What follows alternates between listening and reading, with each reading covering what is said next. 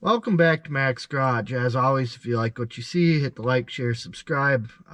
It's pretty good for me, so I really appreciate it.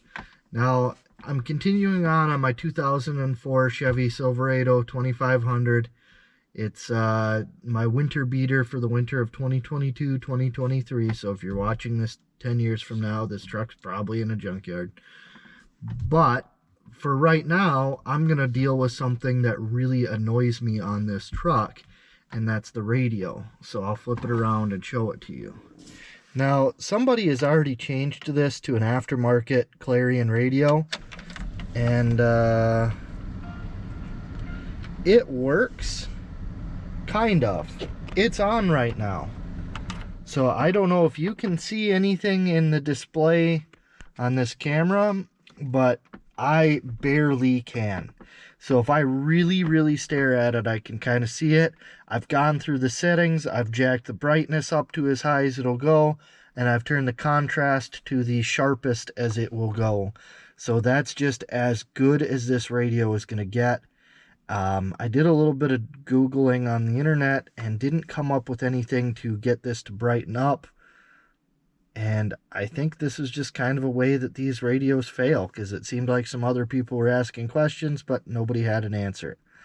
So what I'm going to do is go ahead and swap it out for this Blaupunkt radio that I got also off the internet.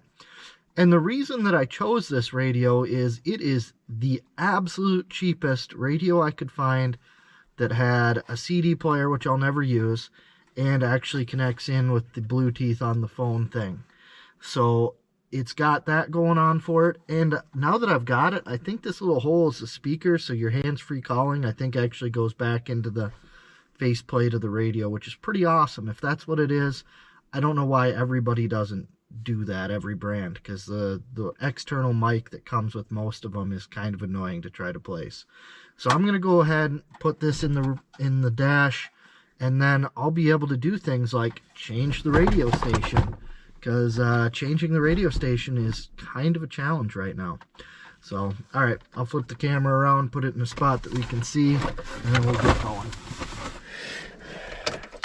Alright, so I just turned the key off, but the reality is I need to leave it on, because to do this, I'm going to have to drop the shifter down into first gear, and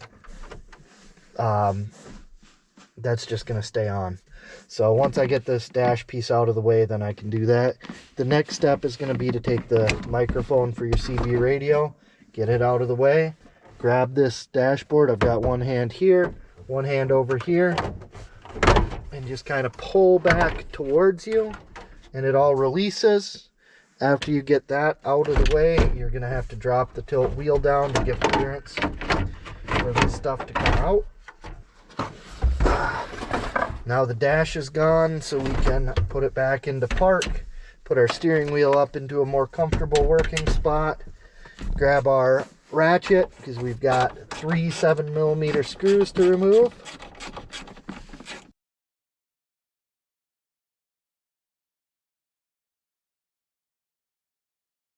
So now that we got those 3 screws out, this should just slide out of here. Now, if you had a factory radio, it would be basically the same process. I'm going to pull the adapter off of there. Then this whole sweet amount of wiring comes out with the radio. This one, our factory plug-in, I'm not sure if the factory radio has 1 or 2 plug-ins, but this is all we've got with our adapter kit. And then up inside of here, there's a plug-in that goes to a little module, which is, I'll have to figure out exactly what it's tied in with. But this is kind of a mess here, obviously.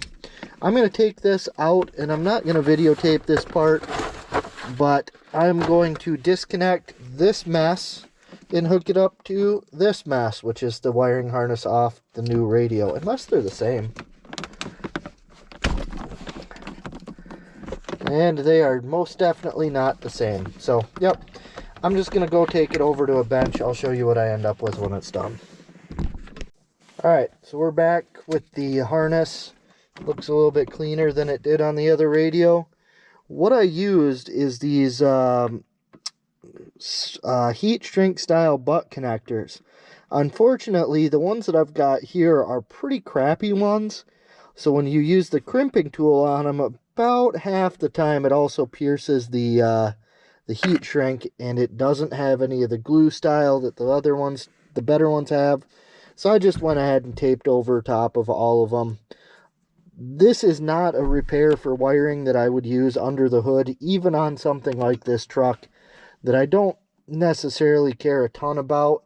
But up under the dash for the radio, if these things are getting wet and damaged, then I have bigger problems than a radio not working. So for this particular application, this type of repair or this type of connection is going to be more than adequate to do what I need it to do. So I've got the harness. I will start with the little plug up here.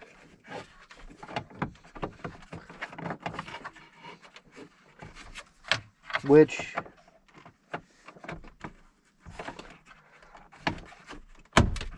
uh-oh, might have just plugged that in the wrong direction. Hold on. No, that was the right way. I don't know what the deal was. So that's cool. The plug here just, or the retaining clip on that plug-in just snapped off. So when I start having radio problems, that's likely what the issue is going to be. Whatever, it is what it is. Okay, so the module up there that I just broke the tab off of, that's actually an aftermarket thing, so you can plug a radio in and not have issues. Now, I could tighten some of these wires up probably quite a bit, but I think they're gonna lay in there. And no, I better zip tie them up a little bit or tape them or something. Hold on. I'm just gonna use a little bit of electrical tape to kind of tighten this harness up a little bit.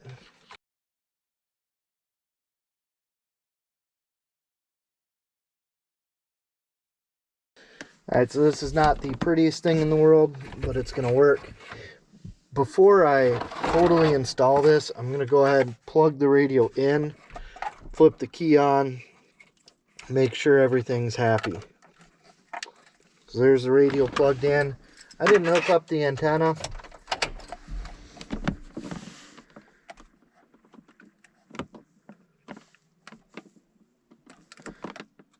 Alright. Look.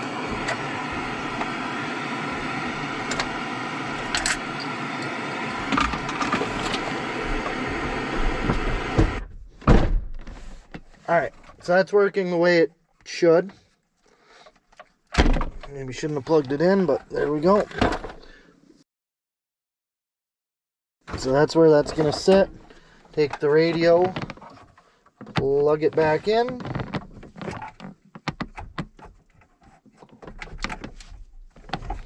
Take our antenna, plug it in.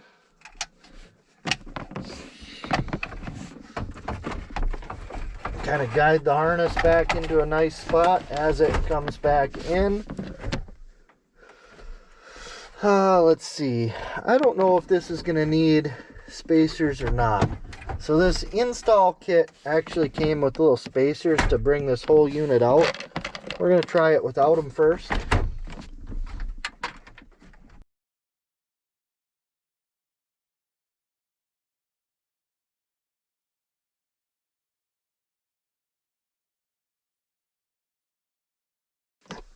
There are spacers that came with this install kit, but I don't think this is going to need one because this is basically already a touch farther out than the heater control panel. So we'll go ahead and drop the steering wheel back down. I don't know what I did with the ignition key. I threw it on the floor. There it is.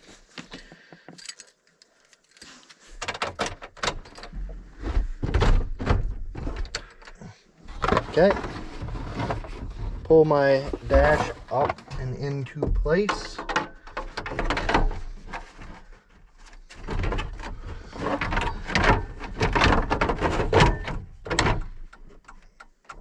Okay.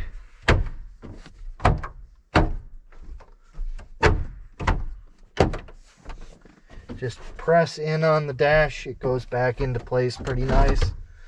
And yeah, that, well, I'll turn the key on, get it out of the way.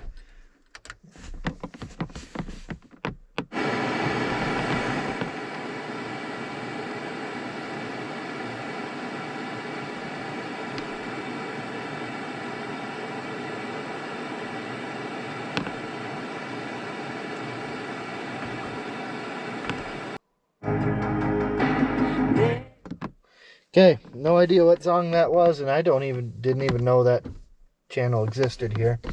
But that's a good sign. That means it's receiving things that I didn't even know I got. So there we are. I'll have to read through there, program my phone to it, peel that off. But otherwise, this thing is installed, ready to go, and I can actually like change channels on the radio now. So that'll be pretty cool. So as always, hit that like, share, subscribe, and I'll see you later.